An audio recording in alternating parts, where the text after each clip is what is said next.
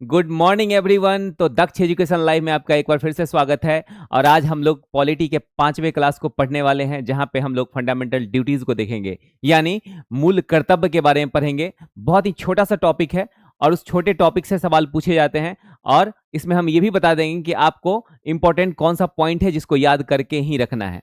तो आइए हम लोग बिना देरी किए और टॉपिक पे आते हैं। उससे पहले हम बता दें आपको कि आपका जो बैच है वो शुरू हो चुका है, एक 16 वाला, और ये 3 से 5, जबकि 18 तारीख की बात करें तो यह 9 से 11 आपका बैच शुरू हो रहा है।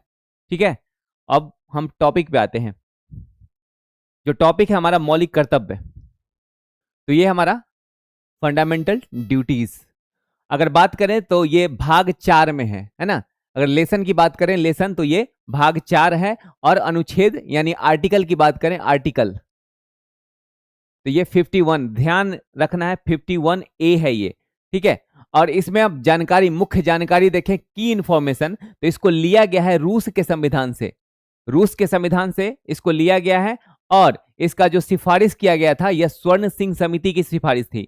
खूब पूछा जाता है आपके एग्जाम में। एक्चुअली प्रॉब्लम यह है ना कि ये 42वां संविधान संशोधन, 42 संविधान संशोधन,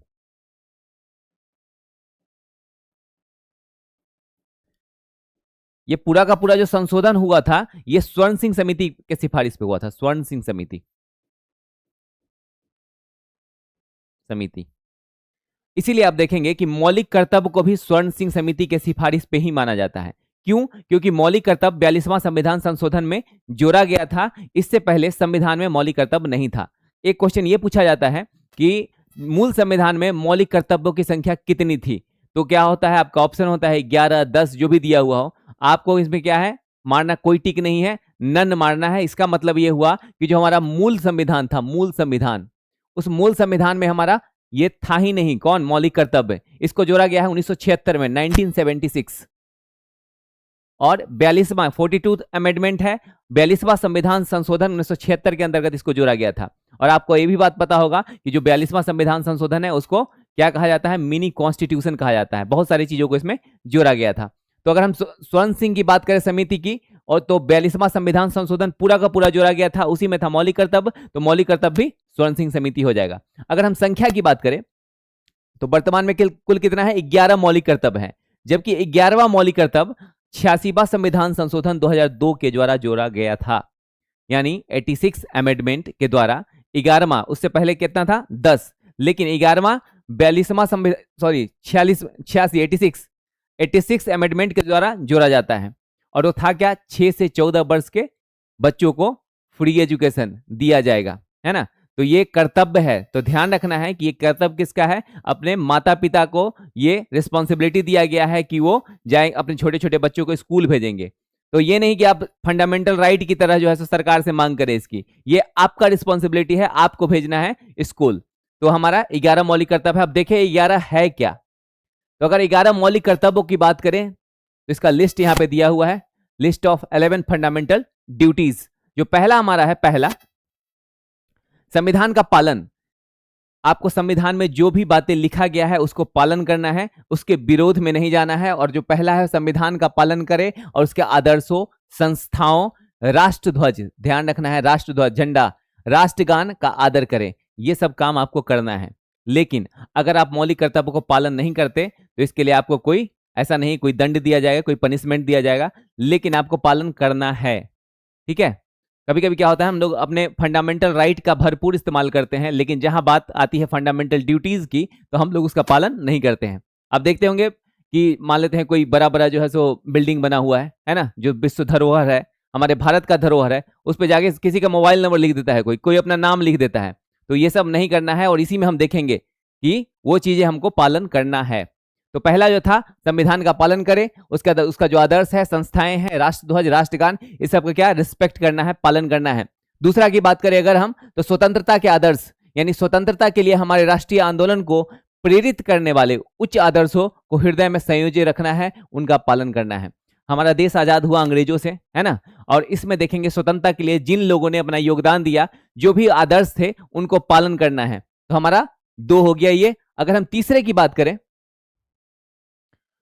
तीसरा है संप्रभुता और एकता, यानी भारत की संप्रभुता, एकता और अखंडता की रक्षा करें और उसे अक्षुण्ण रखे। Uphold and protect the sovereignty, unity and integrity of India, इसको बचा के रखना है ना, कि एकता जो है, एकता यूनिटी बना रहे, हम लोग आपस में टूट के अलग ना हो, ठीक है, अखंडता बनी रहे, आपको ये चीज याद कर लेना है, ठीक है। और आपको सवाल कैसे पूछा जाता है, सवाल यूं पूछा जाता है कि ये 11 आप याद करके रखेंगे, इनमें से कौन मौलिक कर्तव्य नहीं है, तो याद करने पे आपको फायदा हो जाएगा। आप यहाँ टिक करके आएंगे कौन मौलिक कर्तव्य है या नहीं है, आप क्वेश्चन सोल्व कर पाएंगे। अगर हम चौथा की बात करें, फोर्थ, तो यह देश की रक्षा करे और आह्वान किए जाने पर राष्ट्र की सेवा करे। इसका मतलब ये हुआ कि देश की रक्षा करना सिर्फ सोल्जर की जिम्मेवारी नहीं है, ये आपकी हमारी जिम्मेवारी है, और जब जरूरत पड़ेगा तो आप देश सेवा में अपने प्राण त्याग सकते हैं, यह मौका आपको दिया जाएगा, ठीक है। तो हमारा चौथा हो गया। नेक्स्ट अगर हम बात करें, समान भातृत्व, नाम से ही लगता है ना, भाईचारा बना के रखना है, आपस में लड़ना नहीं है, भाईचारा बना के रखना है, यह भी हमारा एक मौलिक कर्तव्य है। कहा गया है भारत के सभी लोगों में समरसता, समान भातृत्व और भावना का निर्माण करें, जो धर्म, भाषा, प्रदेश और वर्ग पर आधारित सभी भेदभाव से परे हो, ऐसी प्रथाओं का त्याग करे। जाति, धर्म, जेंडर, ये सब आधारित जो है, जो भी विभेद होता है, इसको नहीं करना है, यही कहा गया हमारा समान भातृत्व में। उसके बाद अगर हम 6 की बात करें, इंग्लिश वाले पढ़ लेना, है ना, इंग्लिश हिंदी दोनों में है, ठीक है, हम हिंदी में बोल रहे हैं, इंग्लिश वाले यहां से पढ़ लेना।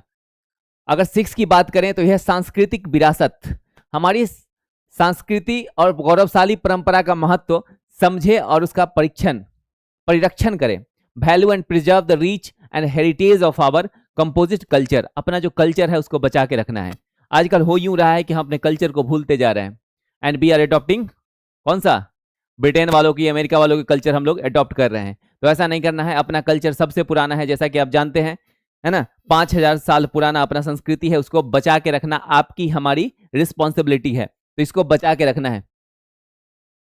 नेक्स्ट, प्राकृतिक पर्यावरण, देखो पर्यावरण का भी ख्याल रखना है ना, पेड़ नहीं काटना है। तो कहता है कि प्राकृतिक पर्यावरण की जिसके अंतर्गत वन, झील, नदी और वन्य जीव है, रक्षा करें और उसका संवर्धन करें तथा प्राणी मात्र के प्रति दया भाव बना के रखें। तो करना क्या है कि पर्यावरण जिसके अंतर्गत वन, यानी वनों की कटाई नहीं करना। आप देख रहे हैं कि वन की कटाई बहुत तेजी से हो रहा है ना, हमारे आपके लिए ऑक्सीजन कम होते जा रहा है और पॉपुलेशन बढ़ता जा रहा है। तो भविष्य में क्या होगा, हम तो अभी बैग लटका के चलते हैं, भविष्य में सिलेंडर लटका के चलना पड़ेगा। उसके बाद झील जो है, उसका नदी है, इस सबको बचा के रखना है, गंदा नहीं करना है, भरपूर गंदा करते हैं हम भारतीय, है ना, अपना लक्षण है, तो इसको बचा के रखना है। नदी को, वन्य जीव को भी खूब काट रहे हो तो वन्य जीव को बचा के रखना है, इसको मारना नहीं है, रक्षा करें, उसका संवर्धन करें। हमारा कौन हो गया 7, यानी प्राकृतिक पर्यावरण को बचा के रखना बहुत ज्यादा जरूरी है। आने वाले समय में हमारे लिए खतरा हो सकता है अगर पर्यावरण खतरे में आ जाए तो। देख रहे हो कि ऑक्सीजन का लेवल कितना कम हो रहा है और कार्बन डाइऑक्साइड बढ़ता जा रहा है। उसके बाद 8वां, वैज्ञानिक दृष्टिकोण मानववाद और ज्ञानार्जन तथा सुधार की भावना का विकास करे। दृष्टिकोण वैज्ञानिक वाला रखना है, ठीक है, सिर्फ रट के पढ़ रहे हो एनसीईआरटी, उससे काम नहीं चलने वाला। तो वैज्ञानिक दृष्टिकोण को बढ़ावा दिया जाएगा, 8 में कहता है। नेक्स्ट, सार्वजनिक संपत्ति, ये समझ ही रहे होगे, सार्वजनिक संपत्ति को सुरक्षित रखें और हिंसा से दूर रहें, है ना। सार्वजनिक संपत्ति मतलब जैसे रेलवे हुआ सार्वजनिक, यानी सरकार का जो भी संपत्ति है, तो वो सरकार का नहीं है, ये आपका संपत्ति है, इसको बचा के रखना आपकी रिस्पॉन्सिबिलिटी है। हम लोग क्या करते हैं कि ट्रेन में जाते हैं, ट्रेन में जो चादर देता है हम लोग पैक कर लेते हैं, घर ले आते हैं, तो ऐसा बिल्कुल नहीं करना है, तोड़ फोड़ नहीं करना है। सार्वजनिक जो भी संपत्ति है उसको बचा के रखना है। कौन सा कहता है 9 में, सार्वजनिक संपत्ति। अगर हम 10 की बात करें तो यह है व्यक्तिगत और सामूहिक गतिविधि।